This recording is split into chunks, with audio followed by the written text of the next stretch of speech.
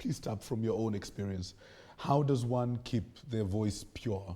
How does one protect their voice from being co-opted or dismissed or even compromised, as we have seen? Yeah, so I think initially before the protests, the youth's voice was being heard, but then they were being ignored. You know, they were like, oh, these are just youth who've come to the protest in Ubers with the iPhones, so they were like being dismissed. But then after June 25th, they realized that the youth of this country are serious and we can't take them for granted. So then they moved from being ignored to now trying to manipulate them. So they tried all sorts of shenanigans, tried to buy some of them, tried to do this, but then they realized, actually, these youth are not the youth that we are used to. You know, a few years back, when we were doing the Occupy Parliament and all that, you would be protesting in the streets, and you're telling Kenyans, come, we are protesting, this is about us. And it would just be the same individuals. People would just look at you from the streets and say, Pamoja, please fight for us, continue. And you know, they just watch you. But the power in the Gen Zs, it's not activists. It is lawyers, it is engineers, it is social scientists, it is watu wa jua kali. All the youth now understand that this country belongs to us. And there is no single individual who is going to bring change. It is all of us collectively. So irrespective of your background, whatever profession you are, they have decided that they will fully participate in the change process in this country.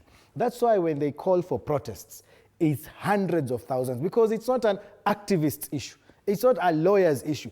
Everyone's problem is our problem. So they come out and they come in numbers. Now, when they realize that, oh, this is not a generation to be ignored. This is not a generation to be manipulated. Now, they've decided to silence them, to kill them. You know, when December, when we go towards the end of the year, you saw how disappearances now, how many youths were disappeared. And up to this point in time, that is the tactic that is being used. And the good thing about this generation, they're fearless, they're leaderless, they're tribeless, all those things. And the more you threaten them, this is what the older generation does not understand. You see, for us millennials, we have some of our children are Gen Zs, so we understand. But how wazee wako huku juu, there is that huge disconnect. You know, information technology, social media and everything, it's come so fast, and it has, hawajui what is happening. So to them, when thousands of youths go to the streets, hundreds of thousands, they're still in that thinking, someone must have paid these people. Nani amewalipa? Because they can't fathom that people would come on their own accord. How? Kwa sababu wao wamezoea, lazima ulipe watu.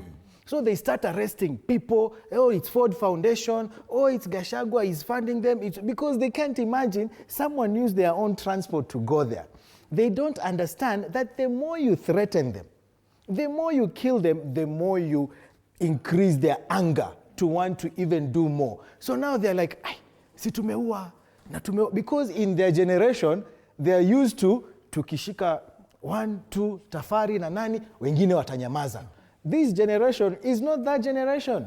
So hawanyiti, hawashiki, hawaelewi that this generation is different and they are here to stay and they want to take charge of their country. So this is what I would say.